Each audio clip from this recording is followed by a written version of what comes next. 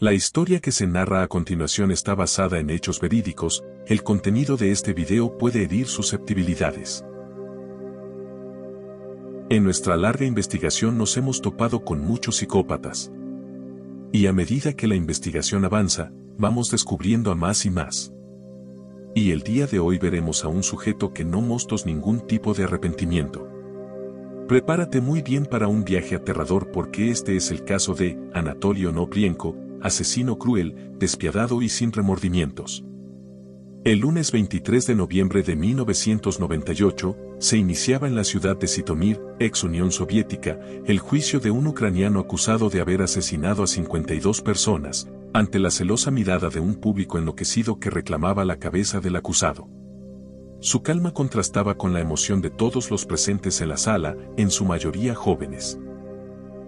Después de confesar en una declaración entregada a la prensa por su abogado antes de la apertura del juicio, que no se arrepentía de ninguno de los crímenes que había cometido, Anatoly Onoprienko respondía dócilmente a las preguntas del juez. Reconoció haber asesinado a 42 adultos y 10 niños entre 1989 y 1996.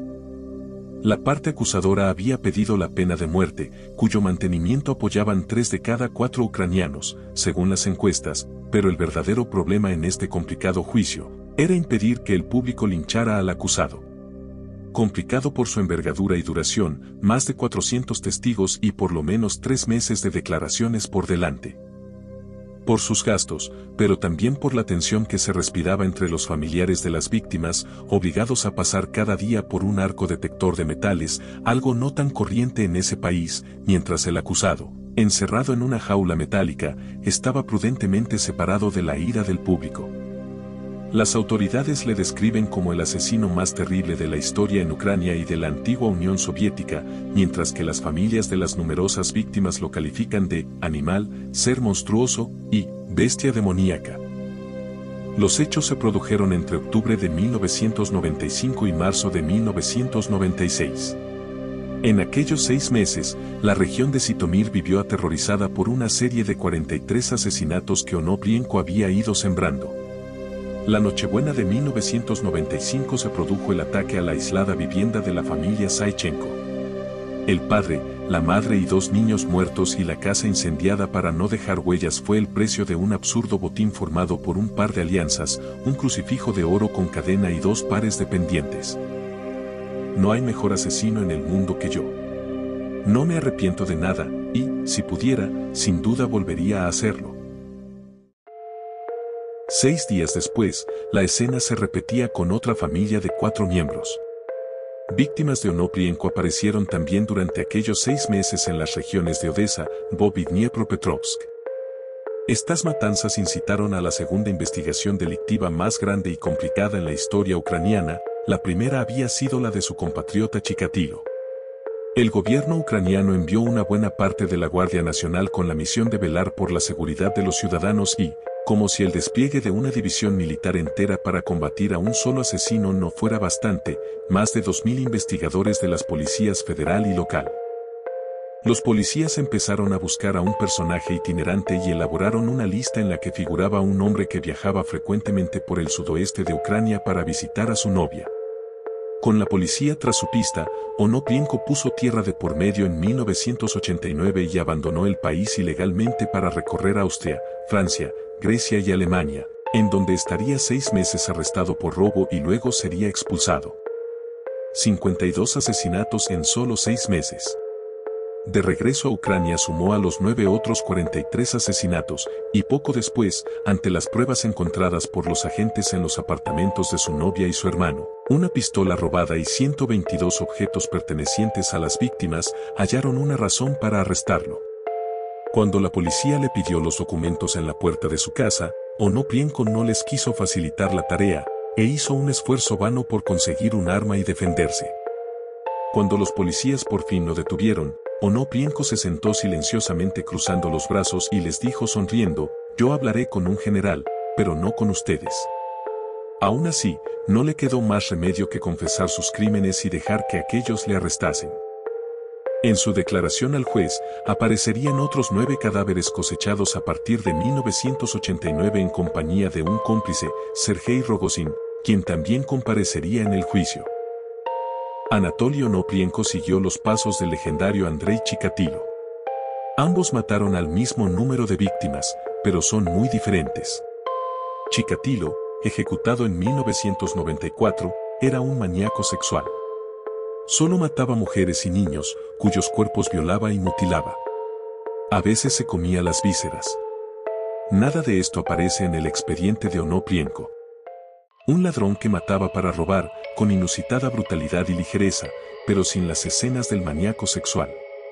Onoprienko supera a Chikatilo por el corto periodo en que realizó su matanza, 6 meses frente a 12 años.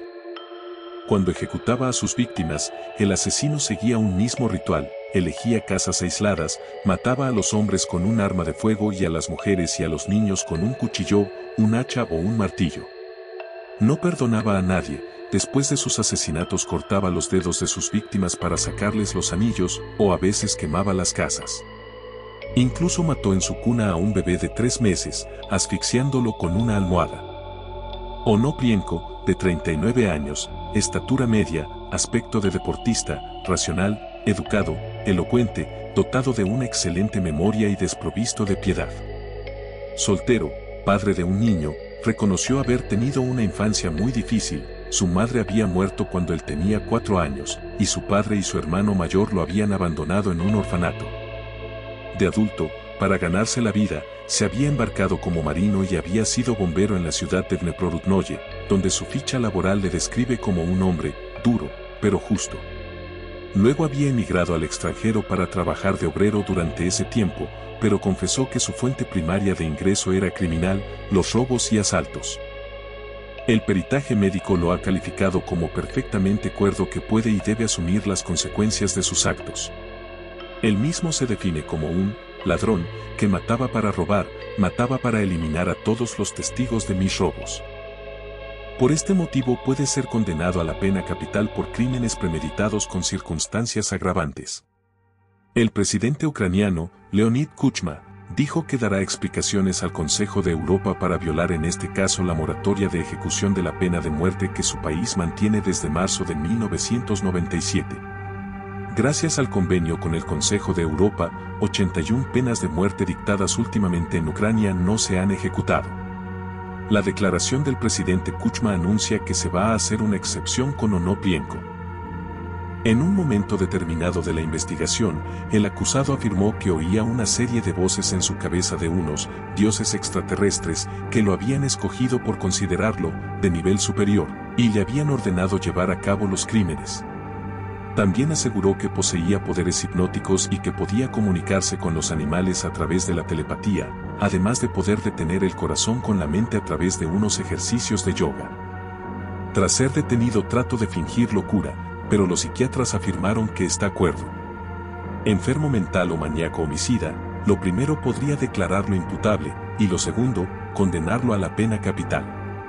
Los psiquiatras, sin embargo, han diagnosticado que el hombre está perfectamente cuerdo, y la mayoría quiere que pague por los homicidios. El mismo Onoprienko resumía así la filosofía de su carnicería. Era muy sencillo, los veía de la misma forma en que una bestia contempla a los corderos. Finalmente se le declaró culpable, pero la pena de muerte le fue conmutada por cadena perpetua hasta el día 18 de septiembre de 2011, cuando fue liberado bajo fianza. Si el video te gustó, dale like y comparte con un amigo, suscríbete al canal, sígueme en mis redes oficiales, Facebook, Twitter e Instagram.